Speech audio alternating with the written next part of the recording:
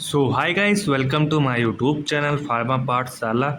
आज का हमारा टॉपिक रहने वाला है concept of implants and osmotic pump के बारे में। इससे पहले हमने बहुत ही अच्छे से डिफाइन किया था इम्प्लांटेबल ड्रग डिलीवरी सिस्टम के बारे में। अगर आपने वो वीडियो नहीं देखी तो प्लीज़ जाकर देखिए, क्योंकि जो वो हमारा वो implantable and drug delivery system का जो टॉपिक है वो हमारा को रिलेटेड है इसी इम्प्लांट से एंड ऑस्मोटिक पंप से। अगर आपने वो वीडियो नहीं देखी है तो हमने डिस्क्रिप्शन में उसका लिंक अवेलेबल करा दिया है।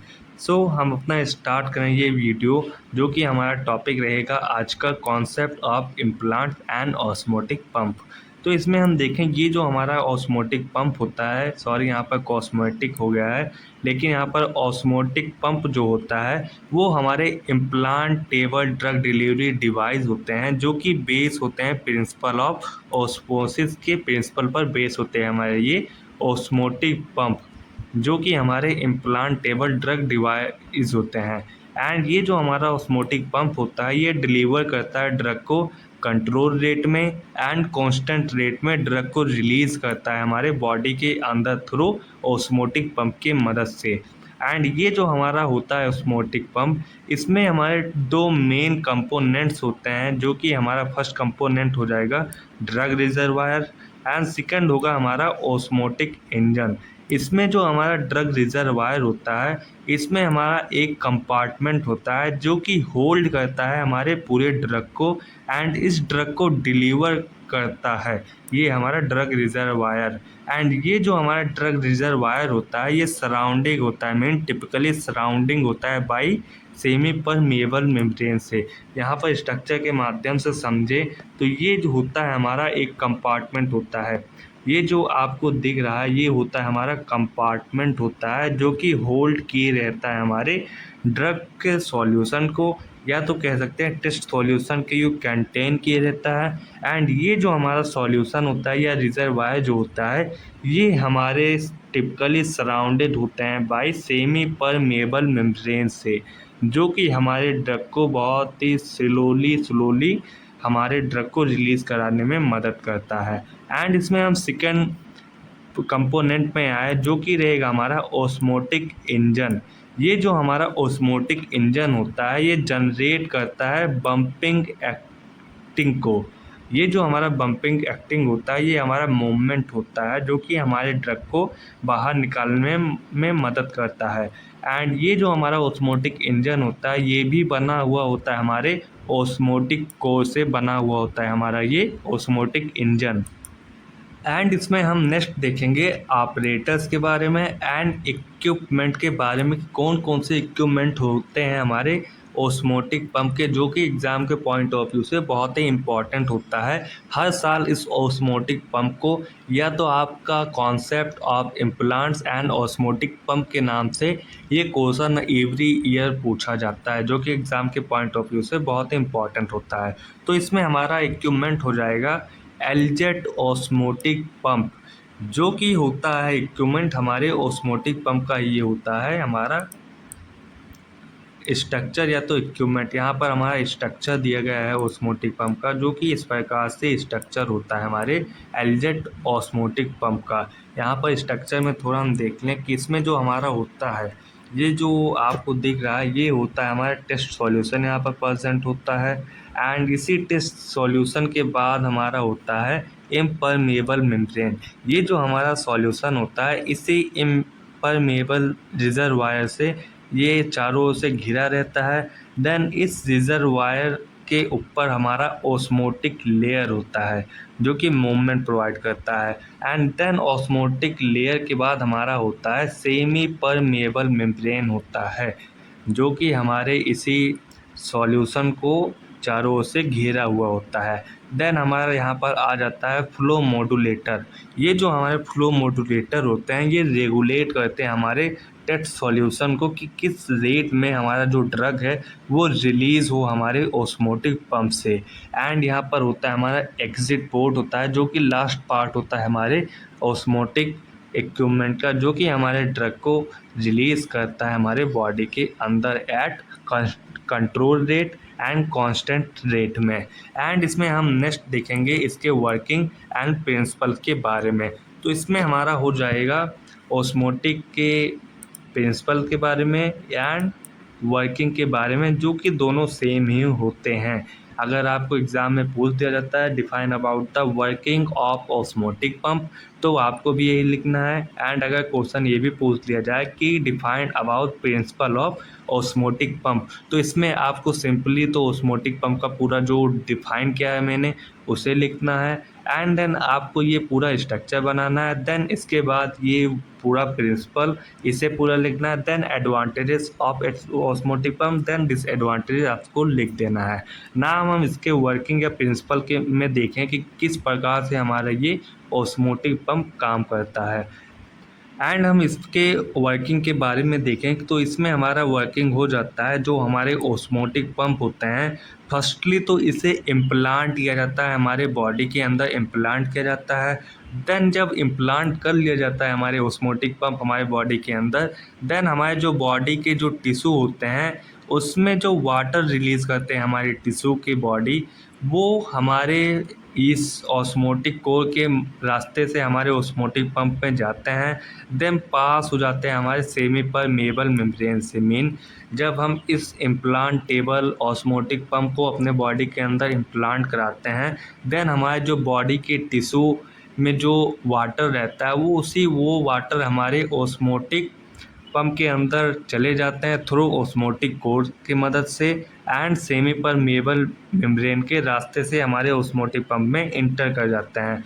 देन ये जो हमारा वाटर होता है ये क्रिएट करने लगता है concentration gradient inside the osmotic core. ये जो हमारा कंसंट्रेशन ग्रेडियंट होता है ये एक प्रकार का फोर्स होता है जो कि क्रिएट होता है हमारे ऑस्मोटिक पंप के अंदर through the inside of osmotic core के अंदर, जो कि ये कंसंट्रेशन ग्रेडियंट होता है high to lower concentration.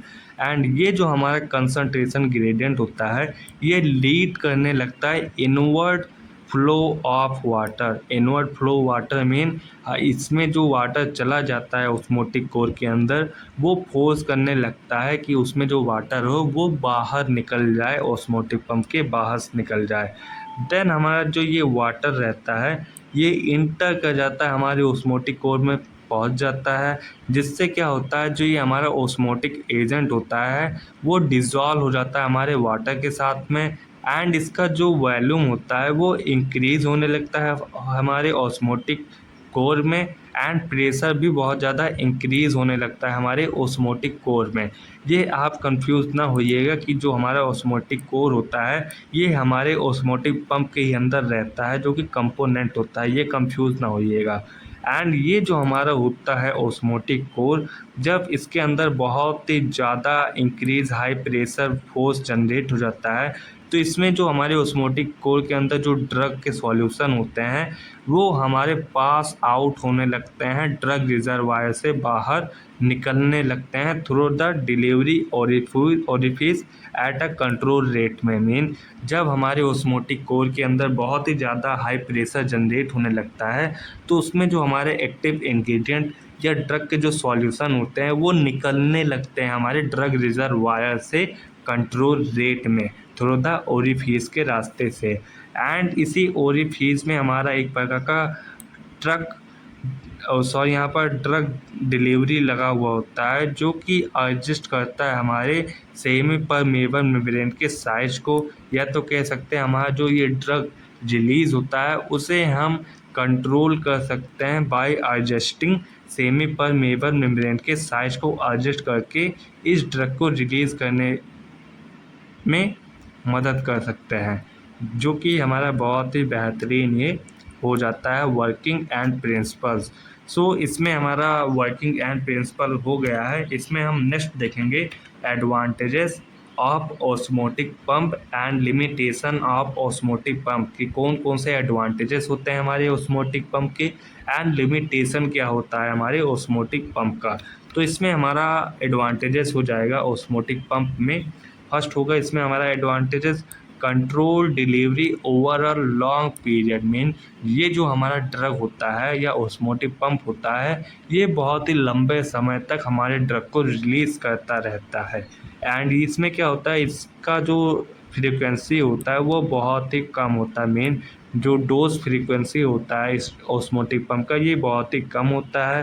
And improve किया जा सकता है इसके पेशेंट कॉम्प्लियंस को। मेन ये जो हमारे पेशेंट कॉम्प्लियंस होते हैं, ये एक प्रकार का पेशेंट का बिहेवियर होता है कि कुछ ड्रग ऐसे होते हैं जब वो इस ड्रग को अपने बॉडी के इम्प्लांट कराते हैं तो उन्हें अच्छा लगता है, या तो कह सकते हैं इम्प्रूव किया जा सकता है इस पेशेंट कॉम्प्लियंस को।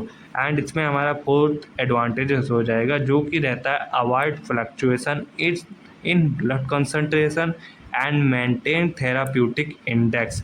इससे क्या होता है ऑस्मोटिक पंप से कि इसमें हम ब्लड के फ्लक्चुएशन को कम भी कर सकते हैं इस ऑस्मोटिक पंप की मदद से। एंड इसका बहुत ही बढ़िया बेनिफिट्स होता है कि इसमें जो साइड इफ़ेक्ट होता है वो भी रिड्यूस हो जाता है एंड टॉक्सिसिटी भी रिड्यूस हो जाता है हमारे इस ऑस्मोटिक पंप से।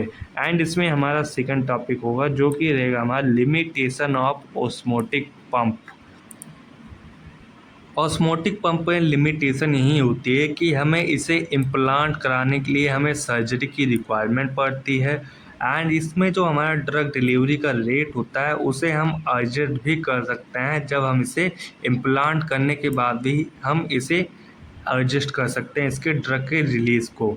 एंड इसमें हमारा लास्ट लिमिटेशन रहता है जो कि ड्रग सूटेबल होता है हमारे ऑस्मोटिक डिलीवरी में, जो कि एग्जांपल यहाँ पर दिया गया है वाटर सॉल्यूबल ड्रग, जो कि बहुत ही सूटेबल होता है हमारे ऑस्मोटिक डिलीवरी डिवाइस के लिए।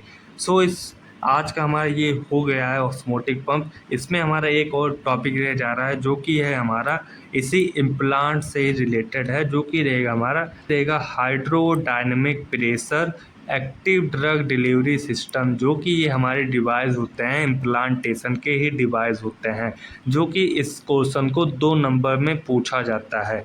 सो इसमें हम देखें, ये जो हमारे hydrodynamic pressure active drug delivery system होते हैं, इससे हम also known as push pull osmotic pump के भी नाम से जानते हैं। एंड इसका यूज़ किया जाता है हाइड्रोडायनेमिक प्रेशर के लिए रिलीज़ करता है कि जो हमारी ये ड्रग हो वो बहुत ही कंट्रोल मैनर में रिलीज़ हो, इसीलिए hydrodynamic pressure active drug delivery system का उपयोग किया जाता है। एंड ये जो हमारे सिस्टम होते हैं ये हमारे फैब्रिकेटेड होते हैं बाय इंक्लोजिंग आ कोलॉप्साइड से हमारे ये इंक्लोज होते हैं। एंड इसमें जो हमारा इम्परमेबल मेम्ब्रेन होता है ये कंटेन किए रहता है लिक्विड ड्रग फॉर्मुलेशन को, जो कि हमारे फॉर्म करते हैं हमारे ड्रग रिजर्वायर कंपार्टमेंट को, जो कि प्रेजेंट होते हैं हमारे इसी ड्रग रिजर्वायर कंपार्टमेंट के अंदर प्रेजेंट होते हैं हमारे ये एक्टिव इंग्रेडिएंट, या तो कह सकते हैं ड्रग के फॉर्मुलेशन, जो कि प्रेजेंट होते हैं हमारे ड्रग रिजर्वायर कंपार्टमेंट के अंदर। सो आज का लेक्चर हमारा यहीं पर समाप्त होता है। नेक्स्ट हम टॉप वीडियो में देखेंगे यूनिट 3 के बारे में। So thanks for watching, please like and subscribe to my YouTube channel to Pharma Pathshala. Thanks for watching.